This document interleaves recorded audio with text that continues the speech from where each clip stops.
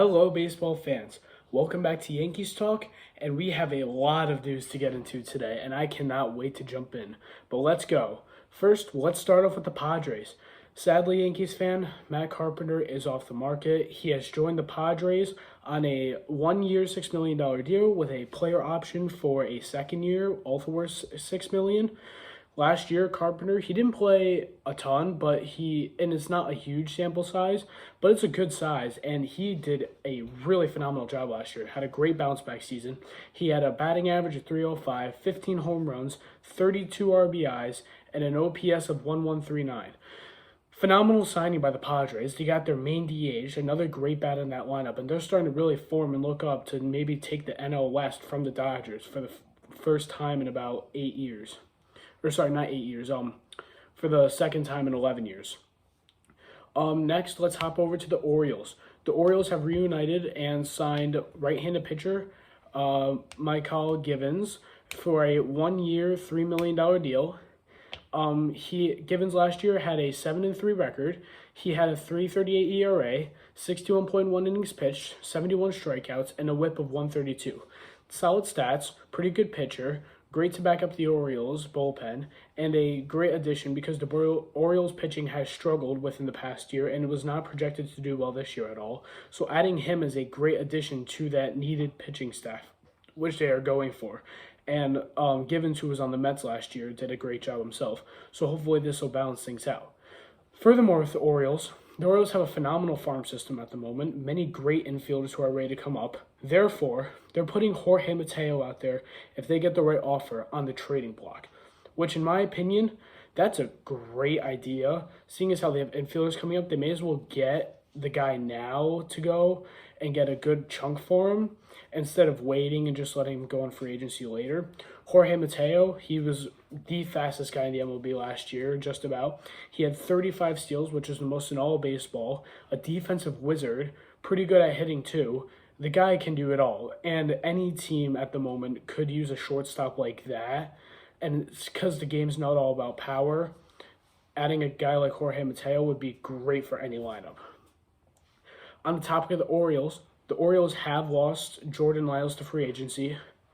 Honestly, not the biggest deal. Lyles all around is not very good. He's never had over a 2 WAR in baseball, which is just absolutely pathetic. One of the worst pitching stats of all time. And Lyles is possibly joining the Royals on a 2-year, $17 million deal. The Royals also have Greinke on their radar again to bring him back to a possible 1-2 year deal. But Lyles last year, he had a record of 12-11. He had a 4.42 ERA, 179 innings pitched, 144 strikeouts, and a WHIP of 139. It looks okay, but overall, especially in his career, he hasn't pitched well, so this might not go well for the Royals overall, because Lyles has been known to struggle in the past, which might not be ideal for them. So I don't see this as a great signing in my personal opinion. Sorry, Royals fans, but this might not be the greatest outcome for you in the end. Sure, you got a starting pitcher, which you guys really need, especially if you bring back Greinke too, but this is just not where it's at. Next, we are going to talk about the Mets. The Mets, man, they have made huge moves for their pitching staff this year. They're making huge moves all around, especially with now they're going to the bullpen side. The Mets are in trade talks for Liam Hendriks. Hendricks was the closer for the White Sox last year, and for some reason he was put on the trading block. I understand he was inconsistent at first, but once he started getting kind of his groove back, he started pitching super well for the White Sox. But the Mets are very interested in him at the moment and are looking for a trade. On top of that, they have backed up their bullpen with setup man Adam Ottavino to a 2-year, $14.5 million deal. He is 37, and he had a great bounce back year last year. He had a 6-3 record. He had a 2.06 ERA, 65.2 innings pitched with 79 strikeouts and a WHIP of just 97. That is phenomenal. Great bounce back season by Adam, and I could really see this as a 1-2 punch kind of thing, except in the bullpen with Ottavino and Edwin Rodriguez coming in right after. That would be absolutely unstoppable, and that would be amazing for the Mets to have. And let's just talk about the pitching staff in New York all around between the Yankees and Mets. It is going to be unbelievable. Like, this city has overtaken all of pitching in baseball just about. Next, let's go over to the Cubs. The Cubs are interested in acquiring Trey Mancini, the slugger, coming off from the Orioles, getting traded to the Astros, now in talks with the Cubs. The Cubs, what, man? The Cubs are making all these big moves and signings out of nowhere. Like, what is going on? This is unbelievable between Dansby, Bellinger, Tyone, now possibly Trey Mancini. The Cubs are looking like they might be a contender for the NLS Central, sorry. And that would be a phenomenal thing for them, as they could make the playoffs for the first time in a couple of years. Next, let's move on. Nathan Eovaldi is in heavy talks with the Red Sox, and he's expected to possibly return. That's a great thing for the Red Sox, as their main guy, Chris Sale, has only made 17 starts between him and the other pitcher, and he was injured most of the year, which is not a great sign for the Red Sox, as that is their main ace other than Eovaldi. And if Eovaldi comes back, that'll at least somewhat give a name to the pitching staff for a little bit, and that'll back them up with the run production lack between their offense and them letting up a ton of runs on defense. And Eovaldi would be a great addition back to the Red Sox, which they really need at the moment, especially with how competitive the AL East is going to be yet again, like it always is. Let's move on to our hot takes today. And my main hot take today is I have Trey Mancini actually going to the Red Sox. And yes, I understand that sounds crazy, especially when he's in heavy talks with the Cubs. But like I always say, the Red Sox are in constant need of hitting. And the Red Sox, I know they signed JT, and JT can play first.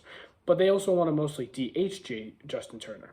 So with the addition of Trey Mancini to the Red Sox, who they could sign to a 1-2 year deal, maybe 3, I could see Trey Mancini playing first mostly and being that guy behind the plate who can slug a bit for them while also hanging contact. He didn't have the greatest stats last year. Mancini had a batting average of .239, which isn't ideally contact, but it's enough, especially for a guy who hit 18 home runs. He had 63 RBIs and an OPS of 710. That's pretty solid.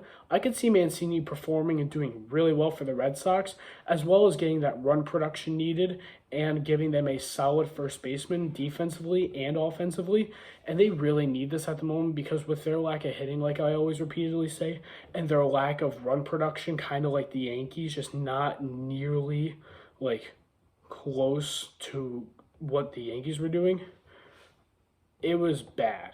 And adding Trey Mancini could possibly help with this issue.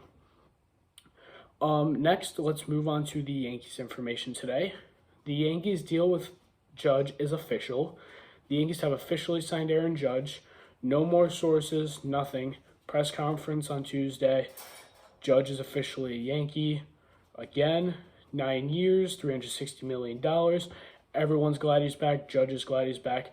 Judge and Hal wanted them to be Yankee for life, and it happened.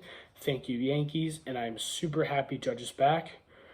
Next, let's address the issue of left field again. And let's go back to Conforto, because Michael Conforto might have a really solid opportunity to come to the Yankees, which sounds crazy because the other day we were hearing all these teams, the Blue Jays, the Cubs, possibly like the Reds, are all interested and in heavy talks with Conforto.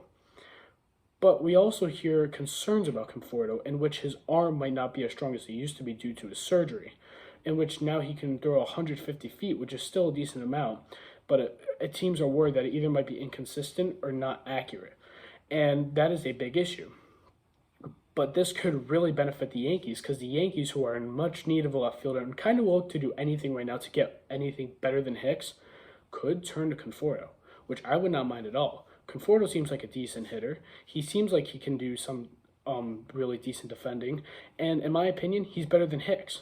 And I would love to have Conforto on the team, and this, seeing as how teams are kind of dropping out and going a little bit less on Conforto, and his value could drop, this could really benefit the Yankees, as now they could come in and be like, hey, we'll offer you a little more than these guys because they don't see you as good, and we'll just swoop up and take you. And having Conforto on the Yankees would be a great opportunity for left field to have the hole filled and for us to just keep on going and get that run production back that we need. But anyways, thank you guys for watching the video today. Like, subscribe, comment your reactions to these moves that happen. Comment your reaction to the Cubs, who are just making a beautiful offseason. And thank you all for watching again. One more side note, I appreciate all of your support. I am really thankful for all you guys who are helping build my channel and are commenting and conversing with me. I appreciate you all, and I hope to keep doing this in the future. Thank you, everybody, and have a great day.